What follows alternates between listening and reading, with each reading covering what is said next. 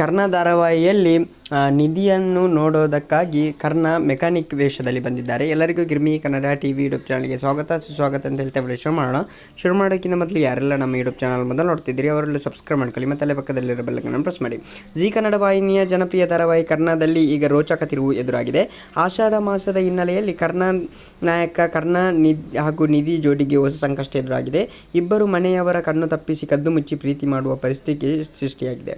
ಈ fun episode ವೀಕ್ಷಕರಿಗೆ ಸಾಕಷ್ಟು ಮನರಂಜನೆ ನೀಡುತ್ತಿದೆ. ಈ ಧಾರಾವಾಹಿ ಮುಂದಿನ ದಿನಗಳು ಯಾವ ರೀತಿ ಹೋಗಬಹುದು ಎಂಬ ಕುತೂಹಲ ಕೂಡ ಹೆಚ್ಚಾಗುತ್ತಿದೆ. ಹೇಗಾದರೂ ಮಾಡಿ ನಿಧಿಯನ್ನು ಭೇಟಿಯಾಗಲು ಕರ್ಣ ಹೊಸ ಪ್ಲಾನ್ ಮಾಡಿದ್ದಾನೆ.